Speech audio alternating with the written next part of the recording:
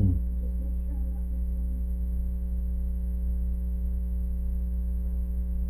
Oh, I can tell you about Saudi. I didn't really tell you too much about Saudi, but some of the personal things that took place in Saudi that were really special is at that point in my career, I was an NCO and I was actually in charge of my own crew. So I had a lot more, I guess, um, I don't know, confidence. It probably, and when you're younger, you whatever they tell you to do, you just do it. And it's like, they told us, you got to bring this, you got to bring this. Well, I'm like, you know what? I'm bringing my guitar. And they're like, well, you got to have so many bags, stuff like this. And I play guitar. So I'm like, I've been deployed enough to know that my guitar is that's my, sanctuary. I can, get back, just play and just get away from it all. And it'll bring me back to where home is. And I'm like, I'm sacrificing, I'm bringing this thing. And, for some reason I can't, or they take it from me, well, then so be it. It'll be worth the risk. And I remember flying in to Saudi Arabia. They had a contract flights. They fly us in on 747s, and we flew in with all of these guys. All these GIs were all from all over the place, and two of my men were smokers, so they have a smoking and a non-smoking section. So these two guys are smokers, so we said, all right, for you two guys, we'll sit in the smoking section so we can stay together. Big mistake. I mean, anytime everybody's nervous, so all the smokers, one lights up, everybody gets kind of lights up. It was just like, it was awful, being in that plane with so many smokers. A little bump in the air, and one guy would light up. Next thing, everybody was lighting up, and we're all like. But getting there, once we finally got there, I had got my guitar, and we got all our gear and all this, all this chem warfare gear, and your bags and stuff, all this stuff that you're carrying. And I got my guitar, and once you know it, out of hundreds and hundreds of people that are on the tarmac, here's another guy way over there with a guitar. He stood out like a sore thumb. And I'm like, hey! And I ran over there to meet up with him, and he's looking at me like, hey, I think he was afraid that someone was going to take his guitar. And I'm like, no, I got my guitar. It's right back there over there with my gear. We'll have to get together and jam. He goes, yeah, right, jam. It's the older guy, and I'm like, oh, man. Only two guys with the guitars, they don't want to get together and jam. Once you know what, this guy's name was Garza. My name was Gardner. We ended up in the same hooch. We ended up in the same building, or the same house. It was a hooch. We 5 guys to a hooch, and me and him ended up together with our guitars. And everybody came from all over, and we had these little after-hour concerts and played. And we played at church, in the chapel, and did all these things with our guitar. And it was just like, how did you get your guitar here? We're like, I just brought it. What? And that was pretty neat. So that was the neat part about my deployment to Saudi, and that got me through 6 months of being deployed in Saudi. Of course, we got care packages, and when I was in Spain, it was over Christmas, and we got stuff from kids. We had a Christmas tree that we put the stuff on there, and their pictures and their letters and people from home really carry these guys. I mean, when you send care packages, it is awesome, and you get this stuff in, and it just was so great to get that stuff in, especially to read the letters from the school kids and stuff, and it was great. Yeah, many of us had a lot of those cards, Christmas cards, we'd stick up around our bunk. Any ones that really hey, listen to this little kid, he's cool, and really kind of get you in the heart there. So you put that up there. Kid you never met, some third grader, hey, you're my hero. Yeah, get him. Whatever the kids would say, drop a bomb on him, whatever. This other thing we used to do was we write on the bombs too. When I was in with the B-52s, we'd write on them, this one's for you, son, and, Merry Christmas, and so something we do,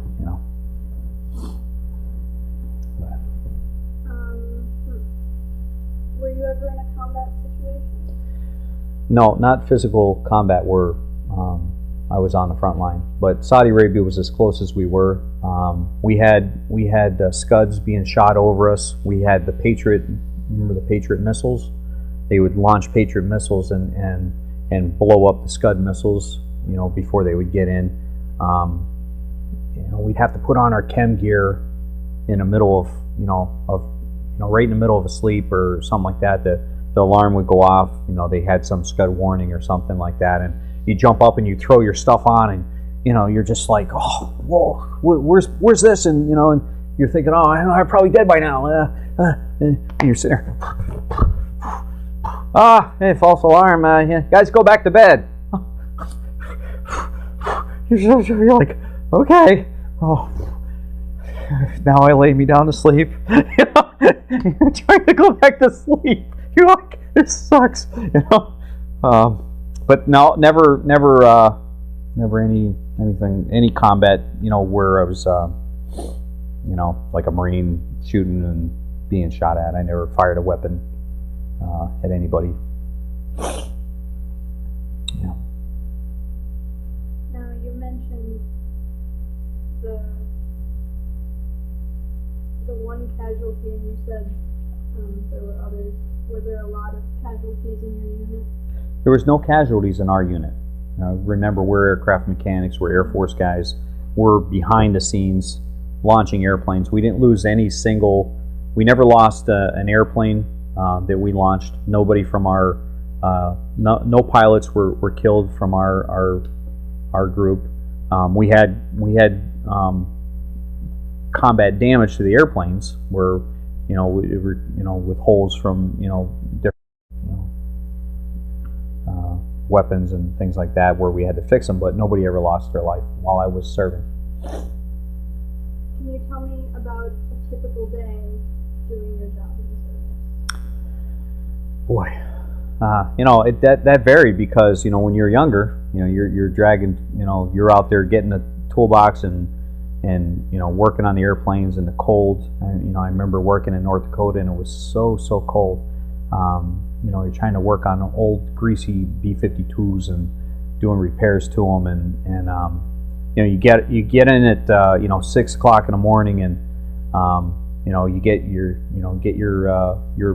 list of write-ups that you have to do, and you get your toolbox out, and you get your buddies, and your 2 or 3 guys, and go out and work on the airplanes all day long, and then come home, put your toolboxes away, and turn over different jobs. So a standard job would just be going out and working on a B-52, and man, these planes are old. I mean, they were worn out, and we'd work on those things, and we're just like, man, how in the world did these even get off the ground? And they always did. They were like a '57 Chevy. You go out there, they called on them, they launched them, they would fire them up, and they would go. And much to our pride was, we had fancy airplanes right next door at Ellsworth that were down in South Dakota. The B-1 bomber, which is all slick and fancy, Lamborghini looking, fast, and they never could get those seasons launched, not even once, for Desert Storm or Desert Shield, because of different issues. So our bombers really carried the brunt of the work. So we were proud about that, but it was hard work keeping them things flying. Later I worked on F-16s, and F-16s are incredible airplanes. They're so well built, very tight, very small, can maneuver, amazing. And at Luke Air Force Base, we trained a lot of pilots. So these pilots would come in and they'd land the airplane on the tail. They pull up too hard and they grind the whole tail off, and we'll come out and we're like, what the, we'd have to fix those, and we just, frustration with young Jeep pilots learning how to fly. We'd have to fix their mistakes, but for the most part, those planes were awesome. And then finally, at the end of my career, I'm a supervisor, so I had to assess what needed to be done. I had to line up the jobs just like a foreman would, and pick the right guys to do the jobs. And it was like, this guy, he's a hack, you can't have him do this, and this guy was good for this, and you'd have to line up the work and then motivate them. You'd have to, let them know that they're part of the big picture, and what they're doing, although it seems small, really made a huge impact. And you motivate them by talking about war stories and things like that, like I was just mentioning, and some of the younger guys. So, typical day in the life of the military. Yeah, depends on what your rank is. Okay, so at that point, when you came back,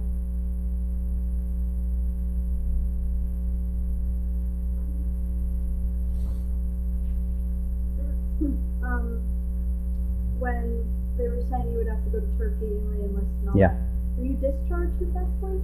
I actually had what was called a Palace Front, which is a change in status. I changed from active duty Air Force to the Air Force Reserves.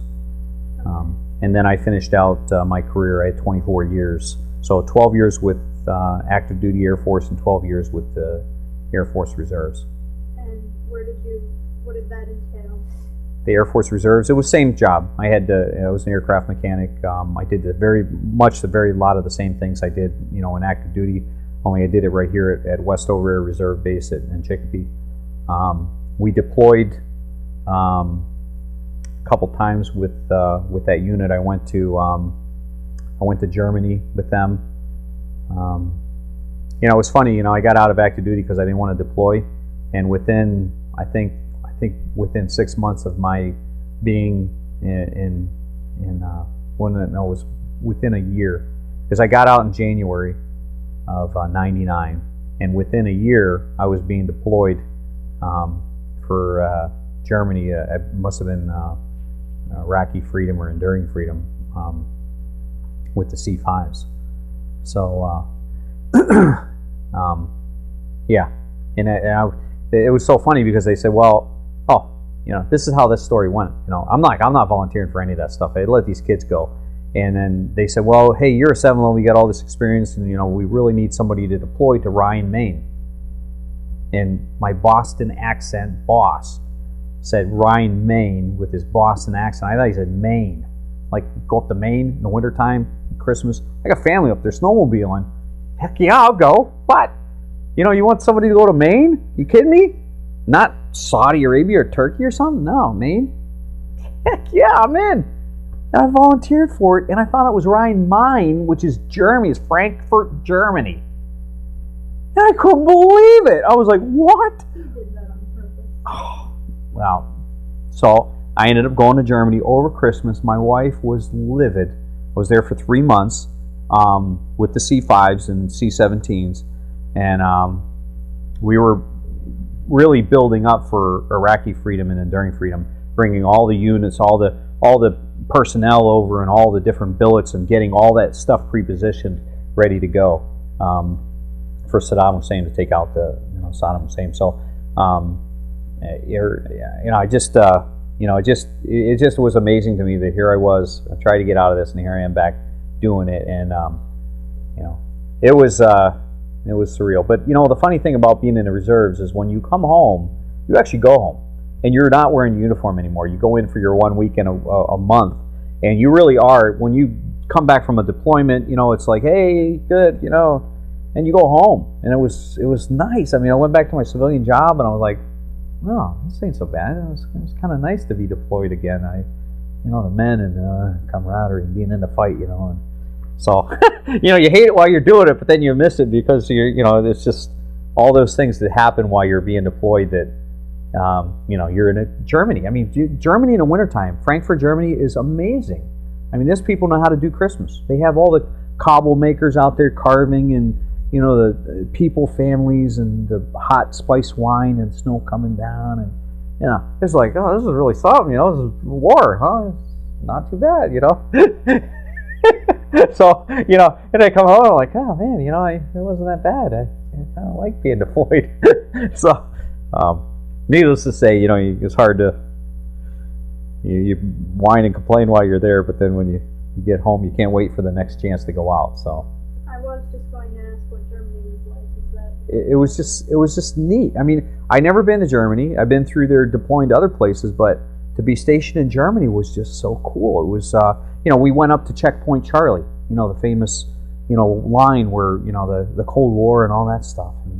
And it was like we got to go see that, and it was you're right there. You saw the remnants of the wall, and we all took like a little chunk of the concrete. Hey, that's the wall. Yeah. And it's just like the military takes you to these places. They're like fantasy places that normal people don't go. And I had the opportunity to do that. I had Germany. See, you get me going on these stories. I don't know how much time we got. Jeez, I'm talking forever here. It was, being off duty in Germany was really something. And they told us, this is what you're not allowed to do. Don't do this. Don't go over to Czechoslovakia. Don't go to Poland. Stay away from this brothel. Don't go here. And that's where everybody goes. It's like, what's the list? Let's see the list. All right, yeah, let's go. This is the first one, you know. And I found myself going over to Prague, Czechoslovakia. Prague, you know, I mean, hey, that's like, you know, Mission Impossible, that bridge. You know, I want to see that, you know. And so we got the colonel's car. I was working in the command post. My rank was a little higher, so and I'm in the command post, and the colonel, I'd say, hey, anybody want to use my car this weekend? I'm going to be, you know, at home, not using it. Yeah, Audi A4, GPS in it. Me and another GI looked around. We worked 12 hours all night long. Got up, you know, that morning, got off, and we're like, hey, sir, where are you guys heading? Go a little exploring. We headed right for Prague, Czechoslovakia. and we got over there, and it was so. And you cross the border, and you're it's like a different world because everything's gray. Then you know you got the communist influence. So all the cars were like old, funny looking cars, and houses were gray, and people were just funny, and you know nothing too fancy. And it was like, wow, yeah, this is like, you know, this is communism. Check it out, you know. And we didn't even know, you know, what we were doing. We're probably putting ourselves in danger. But you know, we went on into Prague. But when you get to Prague now, of course, that's a metropolitan city. So that has got all the influence from the West. There's a Dunkin' Donuts there. Hey, Dunkin' Donuts. So we go to Dunkin' Donuts. We're sitting in Prague, Czechoslovakia. We're like, this is awesome. We're drinking coffee and eating donuts, and we're like, oh, this is so cool. We went to the Hard Rack Cafe and got a T-shirt. Yeah, it was just so cool. And then we're like, okay, we better get the heck out of here. So we didn't know how to get gas. You know, it's funny how, you know, we don't plan ahead. Yeah. But you know, you're in a foreign country. They got different money and stuff. You're like, ooh, hey, we got to get back over into Germany so we can get some gas because we don't know how to get gas. And we get over to, I mean, we're like really close to being like no gas in our car. And we get back over into Germany, and we had certificates, so we get you know, vouchers for gas. And otherwise, it was crazy expensive. You know, it was like $5, $6, $10 a gallon, some crazy amount. So you buy it by the liter, so it was really expensive. So we're trying to find one of these gas stations that have these vouchers, and we end up running out of gas. We're in backwoods of Germany. It's 11 o'clock at night. We completely ran out of gas. We're sitting there going, oh no, and we have to be back at work, and we're like, oh no. So we're like, no, it's no big deal. We'll just stay here, sleep it off, and in the morning we'll walk up to because Germany, they close everything. I mean, the towns just kind of close themselves down at dusk. Everybody closes, and it's like you can't get gas until the morning. So we're like, okay, we'll walk to a gas station in the morning. It's no big deal. Well, what happens is my buddy, after about an hour of that, he was like, that's it, I'm waving, so I'm gonna go steal some gas from some farm. This is nuts. And I'm like, don't do it. You're crazy. We don't speak the language. Here comes the car. He jumps out from his car and waves his car down. And this is like 12:30, you know, at night. He flags him down, and I'm like, oh my god. And he goes, hey, we need some gas. The guy's like, blah blah. He's drunk. And we got to take a German. I gotta. And this guy's like, yeah, I need some gas, man. And he was like, I gotta come with me. And I was like, he goes, hey, he wants me to go with him. I'm like, he wants you to do what? He goes, I'll be right back. You got the guy's car. And he laughed. I'm like, you gotta be kidding me. And I'm like, okay, well, he'll be right back. He's probably going down to the guy's house and get some gas, come back. I'm like, this is a good thing. Well, half an hour goes by. You know how minutes go by so slow? Okay, half an hour goes by. He's not back. I'm like, what am I gonna tell his mom? Oh, war is hell. He got killed. I was watching him. I'm an NCO. I should know better. Why did I stop him? Finally, about 45 minutes to an hour, the guy comes back, and they're all talking, and they're talking about Guns N' Roses and rock and roll. And that's what his unified language to talk to this guy was about, rock and roll and different rock and roll artists. So he's giving the guy all these CDs, you know, that he had Guns N' Roses and all the stuff. I'm like, I'm throwing up on the inside, just so horrified. He finally comes back. I put the gas in the car, and I'm like, let's go home. You know, he's like, this is awesome. That guy's so cool. I'm like, I'm gonna kill you, man. and we got home, and it was just, you know, it's a memorable thing. But it was like, oh, that's German. So being deployed and the funny things that GIs find themselves in, and somehow you survive. You know, we got back, and everything was okay. All right. So you came back from Germany. Yep. And then what happened? Oh, Well, I mean, reserves. You're in the reserves. You come in, 1 week in a month, and you do your 2 weeks during the summertime, and it's pretty uneventful. We got called up. We went down to Dover Air Force Base for 3 months to help them out because they deployed, so we backfilled them. And that wasn't so bad because we came home on the weekends. We drive home and so little things like that would take place. Where you'd get called up and you'd be activated for. Like we were activated for a year during Iraqi freedom and a year during freedom. And so when you're in a job like this, so if we're in a civilian job, your mom, right? Your she's important. There's not two of your mom, there's one, right? She does this job. Well, hey, I gotta go. I get called up in the Guard or the reserves, and you're gone for a whole year. Picture your mom, and she's not gone. Like most of us would get activated. We'd stay right there at Chicopee, and we'd come home on, it's like 9 to 5 job. Work on the airplanes, launch them out. Hey, okay, see you in the morning, Joe. Yeah, bye. All right, yeah. Punch the clock and go. And that's being activated. A lot of times that's what it really meant. You don't actually deploy, but being gone from your civilian job like that for 2 years during this period was a sacrifice to all the people that we left here in the Defense Contract Management Agency. So, it really does. People sacrifice that you don't normally get to see. That don't get called out as sacrifices. The people who stayed behind when I actually deployed and went to Saudi Arabia, there was men that stayed back in Minot, people that stayed in Phoenix that had to pick up all the workload. In fact, the funny story is I actually volunteered to go to one of my deployments. I don't even remember which one it was, but I was working on this job. It was horrible. I mean, it was a wing-to-body repair, so you had to reach your hands down inside, about 1.5 feet in, and you're trying to put these little itty-bitty fasteners in, and doing this mod, and it was just like, and we were supposed to have it done in 4 hours, and I was about 6 hours, and I had about a third of it done. Hands are all bloody. I'm like, this is horrible. And then somebody came around, hey, we need a volunteer. Go, oh, I'll go. And I ended up going on a deployment one time because the job I was doing was so hard. And I'm like, I turned it over to the guy on second shift. I'm like, hey, I'm going to war, man. You take this job over. And he goes, what? I want to go to war. And but that's the people that sacrifice come from all different walks of life. The families, my wife, taking care of my son. He was the little baby, and all the things that she sacrificed. And we talk about the sacrifices of war, but it really is just so broad.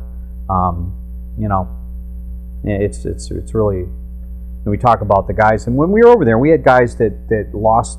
They'd break up with their girlfriends or their spouses would cheat on them, and all those things would happen. And that sacrifice is never captured, really. I mean, you talk about that, and that was one of the reasons why I got out of active duty, because I didn't want to lose that. I didn't want to sacrifice that. And you don't measure that. It's hard. Oh, I lost my arm. Look at that. Hey, leg. It's horrible. But that in your soul thing that happens when you lose a girlfriend, because you're not there, or a wife cheating on you, or something like that, and you come home to that, and it's just a lifetime of, that sacrifice that you never get back, and you can't quantify that. And so the sacrifices made by so many people during my career is something.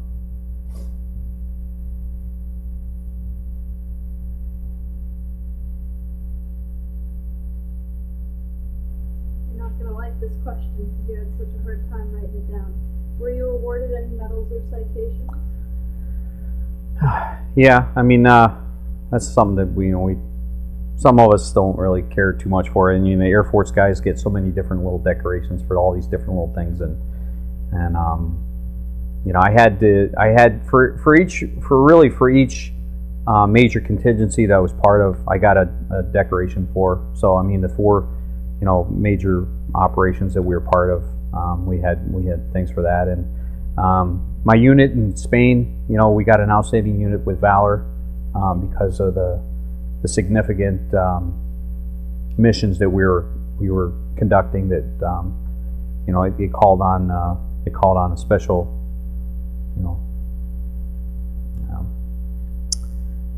but I got the Kuwaiti Liberation Medal, and those are the things that you look back on. I guess it's they're important, but those are that wasn't the most important thing to me.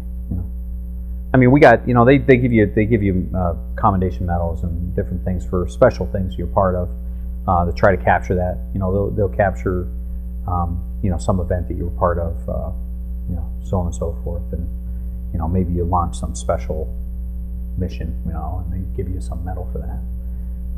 But yeah, so I don't have a real good memory for all of them, but Okay, some quality of life questions while in the military. How did you stay in touch with your family?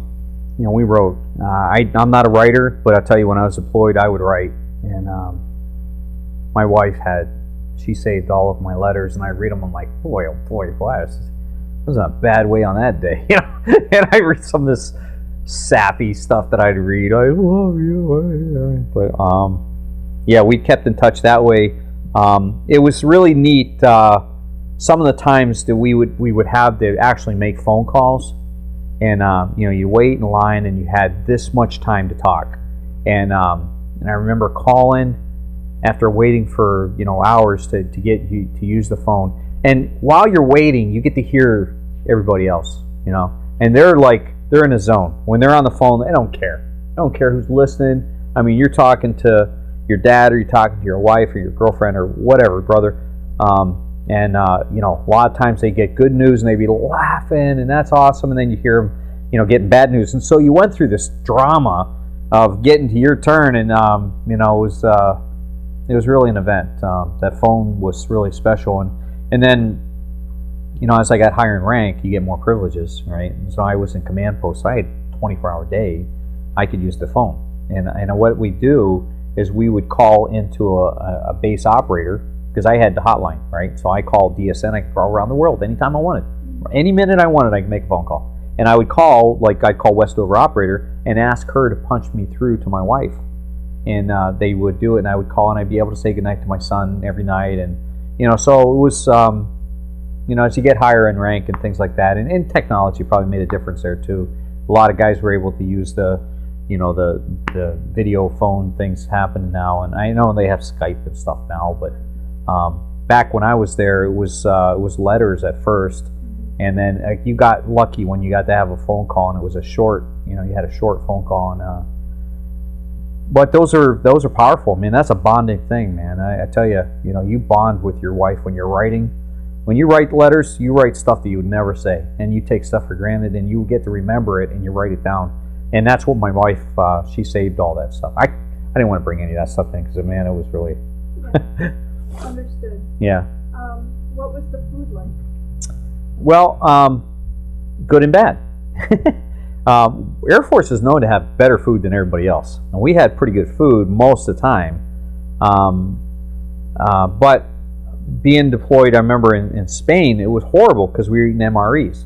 And so they would take all the MREs and try to make it as if you were on a chow hall line, and they would take all the packages, open them up, and make chicken a la king out of all these MRE packages, and it was just terrible. I mean, I remember having these eggs. They had eggs that were some kind of freeze-dried eggs or something, and they were like the weirdest texture and the weirdest taste. It was supposed to be like a ham and cheese omelet.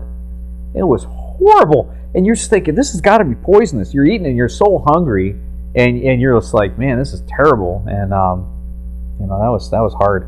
I remember eating a lot of peanut butter and jelly. We had a little small store that we could go buy supplies from, and peanut butter and jelly always sold out. And I remember eating just peanut butter and jelly out of the jar. No bread. You didn't have bread. Just eating it, And it was so good. You're like, this is so good. And you eat it. It was like, man, this is the best. No bread or nothing. It was like, but overall, the Air Force food was very, very good. I remember being deployed and just gaining weight. I remember gaining weight while I was deployed, because you would eat, and we always ate good most of the time. It wasn't bad. Did you have enough supplies? Did I have enough supplies? No. we were always short on aircraft supplies for launching jets, so we would have to cannibalize parts off of other airplanes, which was so frustrating because it doubled your workload.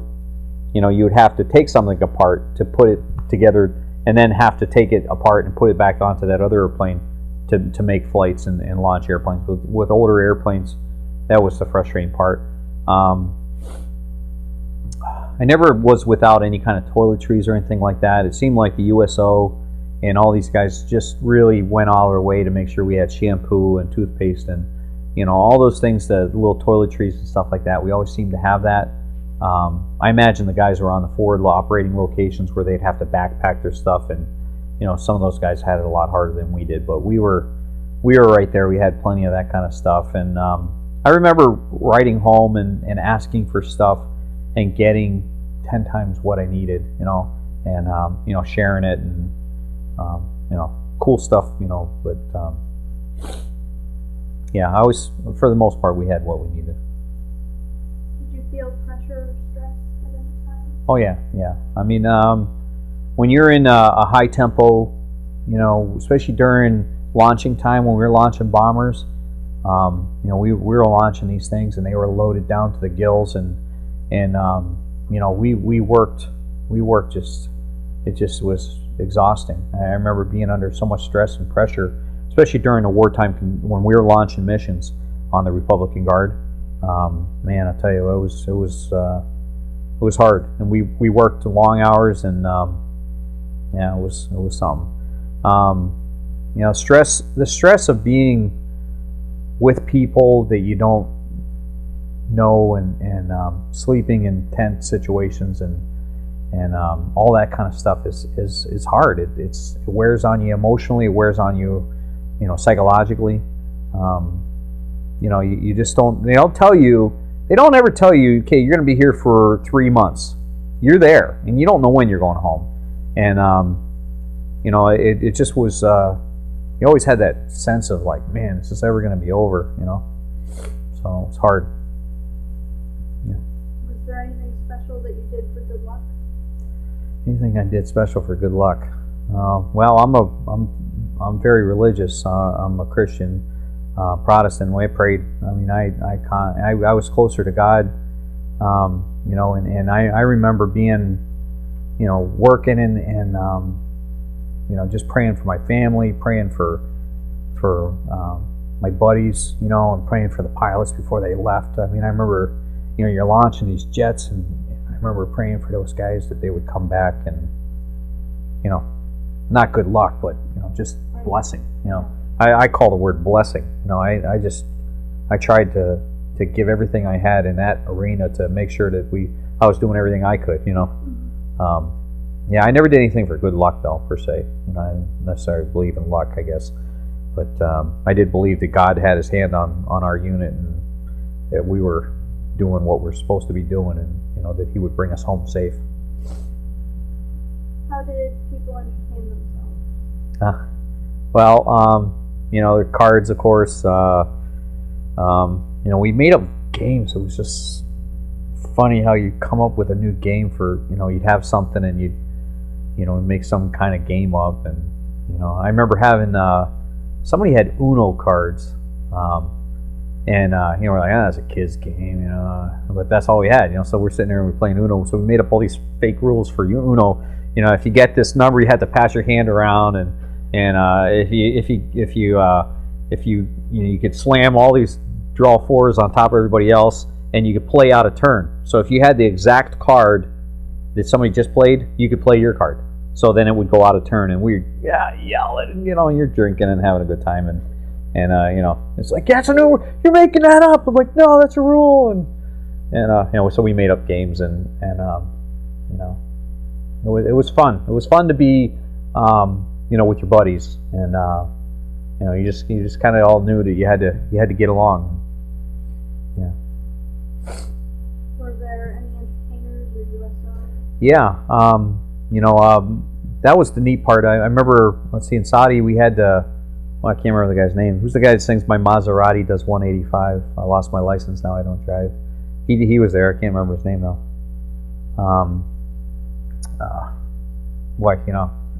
I'm terrible. I can't remember any names. It's on the tip of my tongue. But anyway, so we had these guys come, and they were so cool because they were like just normal guys, I mean, you knew that they were celebrities, but they were just so cool. They didn't act like celebrities. They didn't act like, hey, you could come back and, it was all controlled. They would come out and just hang out with us, and then they'd be like, all right, it's time to go, sing. Oh, okay, yeah, I gotta go, guys. And he'd hop up on stage and he's like, and I remember the quality wasn't that good. I'm like, hey, this doesn't sound as good as the radio, but it's so cool. That's really him singing it, and that was neat. And we got to go, see, in Saudi there was no alcohol. So we got to go to, there's a island right off the coast that they would let us, one time we got to go to for R&R. Can't think of the name of it, but I remember going there, and the USO had Budweiser, and it was just so American and cool, and they had a USO guy there singing, and it's just neat. That was really something. Can't remember who it was though. Probably because I had too many Budweisers. I don't remember now. Okay, you said you had R&R. Where was that? Yeah, that's the R&R. Like I said, we. You remember the bombing in the Khobar Towers, and that was in the news. We would go down there for R&R, and one of my buddies, actually, okay, come to find out, you asked if anybody had been injured. We had a group of guys that had gone down for R&R that were in the Khobar Towers when they were bombed, and he got a Purple Heart. He got cut, and I think he hurt his back or something, and something like that. There was guys that were just little nicks and cuts from the glass. But that's where we went for R&R. It was down on the coast. It was we were in Riyadh, and out we actually worked down in Al Kharj, was like an hour and a half ride out into the desert, and we were at Escon Village, and he went down to I can't remember the name. Anyway, that was the town where that unit, or that's where that area was. Khobar Towers were, and that's where he was when that bomb went off. So we went down there for, I can't remember the name of it. Down on the Mediterranean Sea there. And what did you do on leave? You just got to relax. You didn't have anything to do. You played volleyball. You just got to relax. You did nothing. It was write letters. Take a good shower, take a nap when you want to take a nap. You want to take a nap in the afternoon. It was neat. I mean, you just did nothing, and it was great. It was absolutely great. Do you remember any particularly humorous or unusual events? Humorous other than the bathroom? Oh man. Real humorous events. There's a lot, because I was part of a lot of humor there. Oh man, I can't think of any one thing that really stands out in my mind right now. We can come back to it at the end if you want. Okay. And I have a related question, which might actually jar some memories. Were there any pranks that you would pull on each other? Oh yeah. There was, I worked, of course, in a maintenance facility, so we had guys who were welders. So we would take and put electrical tape on their welding helmets, so it looks black already because your welding helmet. And the guy would walk up, and we'd all gather around behind him, and he'd try to weld, and he's turning his head trying to see where the arc is. Of course, it's completely pitch black, and he's trying to weld, and he's trying to see. He can't see because it's completely dark. Or we'd put grease on their goggles, so when they took their goggles off, they're like, "What? What?" And they got the goggles around there. There's so many things that we did. Of course, when people would leave, we had guys. When you deploy, you got people leaving while you're coming in, and they would haze these guys that are leaving after they've been there for so long, and we called them spooging them or wetting them down. You wet down a pilot. Only maintenance guys just did it so much harsher. We would get anything we could find, to grease and stuff in their hair, and tie them up, and shaving cream and mustard ketchup, anything from the chow hall. The garbage out of the chow hall line. We'd take that and dump that on them, and all these things that when they were leaving. Really.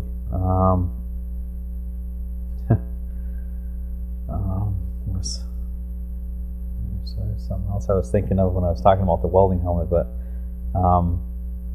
Pranks. Oh, we had a prank. We had a real nervous Nelly maintenance superintendent, and he was always worried about us getting him in trouble. Oh, you guys are going to get me in trouble. You're going to get me in trouble. You can't do that. Don't do that.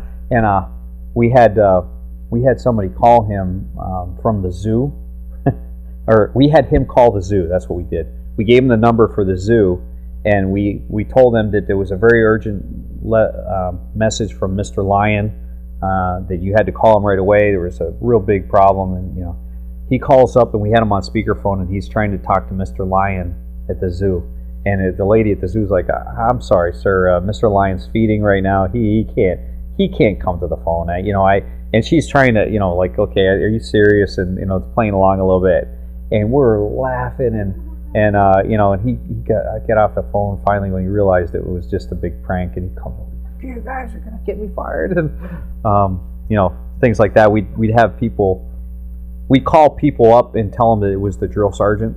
Like, we get these young kids, and they talk about this horror stories of Sergeant DeBow or whatever, and we'd have somebody get on the phone and call them as if that was that person. "What? You better be thinking, what are you doing in my Air Force?" The guy's standing at attention. "Oh, Sergeant DeBow. Well, no, I'm doing really good, sir." And we'd pretend like that was the drill sergeant. But anyway, yeah. So those crank calls and stuff like that we'd do, and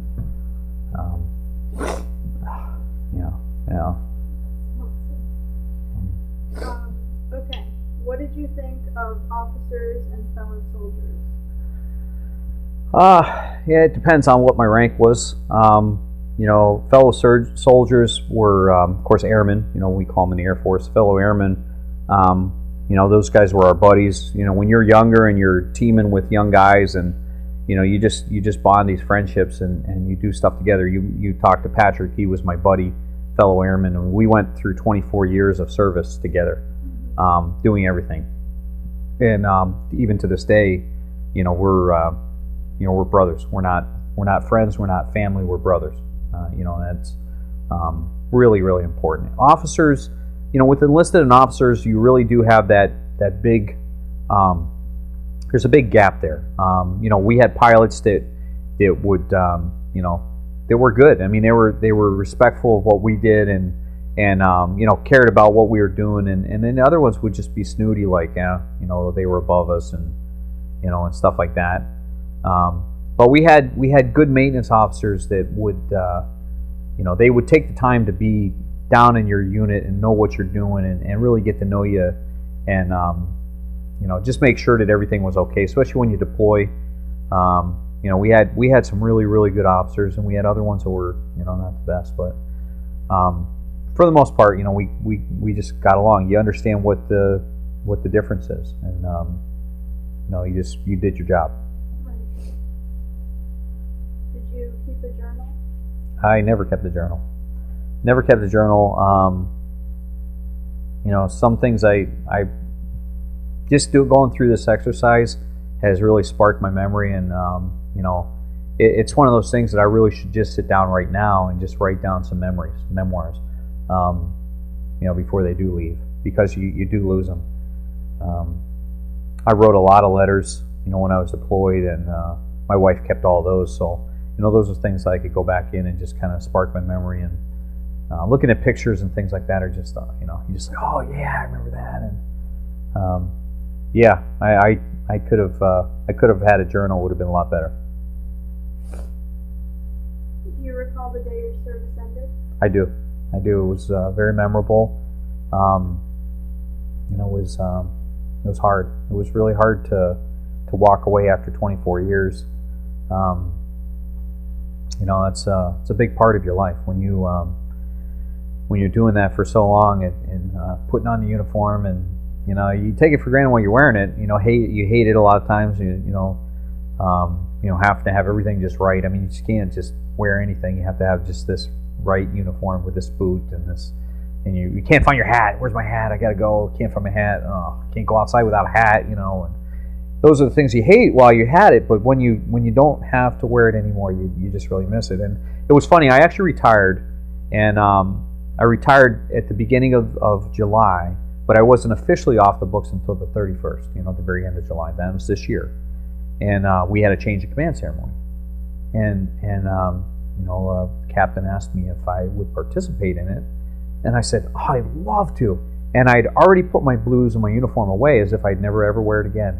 And I was so glad to put it on one last time. And I got up there and did the change of command and was participating with it, and just standing there and saluting and being back in uniform. It was just like, wow, it's a powerful thing. So I really do miss it. Got some closure out of that. Yeah, it was nice. Yeah. And where were you discharged? Where were you? I was discharged up in Chicopee, Massachusetts, up at Westover Air Reserve Base. And what did you do in the days and weeks after that? Well, just days and weeks after, we had some parties and people over, and we just kept going with our lives. It was just like another day. It was just okay. Well, gotta mow the lawn. I gotta do this, and I thought about it a lot. And you don't. It's like I said. 3 weeks after I retired, I had the opportunity to put that uniform back on. It was unexpected, and I just was so excited and appreciative to get that thing back on and put it on. So, yeah, I mean, the thing about the reserves is you already have a civilian life. You're only there 1 week in a month. So, I went in on my weekend and I retired that Sunday, and I left. You know what I did? It's funny you should ask that, because when I got home, the first thing you want to do is throw this uncomfortable uniform off. You're hot and sweaty, and it's a suit, and you don't want to be in it. It's not comfortable. But I actually got on my motorcycle. Yeah, I got on my motorcycle and took a ride, my blues, and went out to the lake and looked around a little bit, and it was cool. Yeah. And then took it off. I thought I was taking off for the last time, and I thought, wow, that's the way to go out. Get on an American-made motorcycle, and it's like Top Gun. Dude's on this motorcycle, and I'm like, this is awesome. And it was so cool. I was riding without my helmet, and I don't really wear a helmet, but I was in Connecticut, so it was so American. It was cool. I wonder what people thought when they saw me, but they're like, yeah. Yeah, I took a ride, man. It was awesome. It was really awesome. So, yeah, I miss it. I miss it a lot. And did you go immediately into a career? Did you go back to school? Yeah, I was already in a career, because in the reserves, you have your civilian job. So I worked for DCMA. I just went to work the next Monday. And was that here, this office? Yes. Yeah. And did you make any close friendships while in the service? Yes, of course. You met my buddy Patrick. We're brothers. Cassidy. Yeah, Patrick Cassidy, and countless others. Mm-hmm. Countless others. And do you continue any of those? I do. Yes. It's just you get these friends, and like I said, North Dakota. I mean, that was my first assignment, but I call those folks all the time that we're best friends. Civilians that are there. That had us for Thanksgiving and stuff with their families. We call them all the time. They went through the big flood up there in North Dakota, Minot. We call them. He called us when we went through this tornado. Hey, Fred, how you doing? And then that's the great thing about telephones nowadays and the internet. You just can stay in touch. It's so easy. Right. So. Did you join a veterans organization? I did. I joined the VFW. You attend reunions? I haven't been to any reunions because I haven't been retired for that long. I had an opportunity to go out this past weekend out to the wing picnic, and I didn't go. It was just a little too soon, and yeah, I didn't go. I had a chance to go, and I didn't go. So I just didn't want to yet. It just was too soon. What about any other veterans organization functions? Anything like that? No, I am part of the Patriot Guard. We're the Patriot Guard Riders. Mm-hmm. Anytime there's a military funeral or some combat casualty, we're there. We try to show up with our motorcycles and provide security and just honor the fallen hero. Patriot Guard Riders and the VFW, that's the two organizations I belong to. Okay. And Did your military experience influence your thinking about war or about the military in general? Yeah, I know that it's a necessary evil. You know, I mean, war is a necessary evil. It's hard when you know the sacrifices that you know our own flesh and blood are making. You know, you look at what we lost here in 9/11, and you know, if we don't do what we do, if we don't keep the fight in their countries, we're going to have it here. And you know, it's hard. It's hard to understand sometimes when you're seeing the sacrifice and making sure that you realize that it's something that's necessary. You know, you see people come through, but you know, it's hard. I'm glad I don't got to make the decisions the president makes to send guys over, because it would be hard. It would be so hard. So, yeah, I'd like to see our guys get out of there now. I really would. I think we have to show some kind of wisdom in making the drawdowns and allowing them to fight for themselves, and we can't do it for them. And it's not fair to the guys over there that are getting killed. So, I mean, it's a hard balance. I know it is. I know these guys are smarter than me, so I try to, you know, keep my opinions to myself and support them, you know. So, it's tough. How did your service and experiences affect your life? Well, they made my life. I am the man I am today that because of the Air Force, because of the service.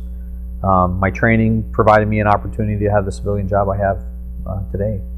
I got married because I was in basic training missing my girlfriend, and I have a wife today, 24 years, and son, you know, great boy. And you know, the military has really formed my character. It's put me in great stress. It's put me in opportunities where I had to grow as a man, and you know, I'm grateful for it. Is there anything that you would like to add that we have not covered in this interview?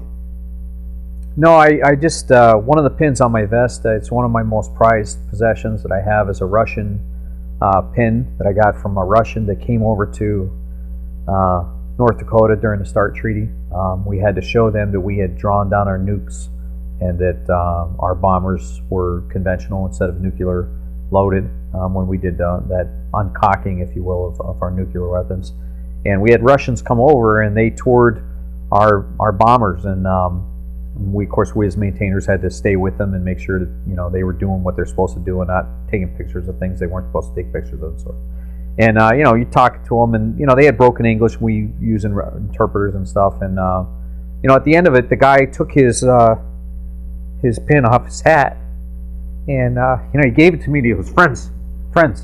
And you know, I didn't have anything to get any pins, but I took my patch right off my uniform. I took my knife and cut my squadron patch off my uniform and gave him my patch. And I remember ruining my uniform because I cut it. You know, it's terrible, but because we had to buy our own uniforms. but I thought that was so cool, and you know, and it was neat that you know after all this, the Cold War and all that stuff, you know, that you know, he took it off his hat. I mean, the guy, you know, it wasn't just something he had in his pocket. He was carrying around 20 of them. He took it off his hat and gave it to me. I got it out of my vest right there, and you know, that's a sense of hope, you know, for the future, that you know we can be enemies, but then we can be friends, you know. So, you know, put aside our differences and realize that, you know, that nuclear weapons are not the way to go, you know. And that's what he was over there to. I mean, these guys all realize it. You know, God help us if we ever had to launch these things, you know. All right. All Yep. of that said, I would like to thank you for your service and also for taking the time to be interviewed today. Yep. Cool. Yeah. This is my my vest with all my veteran stuff on it that I accumulated over the years, and you know, all the different airplanes that I worked on. You know, B-52 being my favorite. You know, B-52. But and I'll just hold this in my hand. You know, but all the different, you know, of course we talked about the different, you know, contingencies, the Gulf War and Iraqi freedom, enduring freedom. But the different combat commands that I was part of was Strategic Air Command, Air Combat Command. This is where I worked on with the F-16s.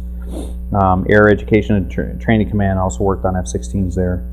And the Military Airlift Command, which was over here with the C-5s. So that's the 4 airplanes all lined up there that I worked on. And the most important pin here to me is this one right here. Is the one that I got from a Russian. They had come over to Minot, North Dakota with the B-52s. Came over to the Strategic Air Command. We were during the START Treaty, and we had to prove to them that we had drawn down our nuclear weapons, and we had to show them that the B-52s have been converted back to conventional bombs only and not nuclears. So I was with this guy when we were doing the tour, and we were explaining to him what we'd done. And at the end of it, he had pulled this off of his hat and gave it to me, and he said, "Friends," and that was pretty special. So that's an important pin right there to me. And then of course the back is critical. It talks about us veterans and the different commands that I was part of, and it's near and dear to me. I wear this to every event that I'm part of the Patriot Guard Riders, and any veteran that passed away, or if we have a fallen hero that comes back, and we're part of the funeral procession for that. So I ride with that group, and I'm always proud of this. This is our Cold War veteran patch, B-52s. We got Vietnam veterans, right? We got Korean War. This is the Cold War veteran. I'm proud of that one. B-52s, Cold War, yeah. So I'm glad to be part of that. We never had to actually launch any nukes, and it was part of our bombers. So, and Strategic Air Command, that was my first unit. These guys are tough. They call them. They say they're so mean they eat their young, but they're tough. They're tough guys, and I love it. At the bottom it says, "Peace is our profession." Peace is our profession. And what it says on the back of the patch, you can't read, says, "War is our hobby." If we have to go to war, we will. So that's good.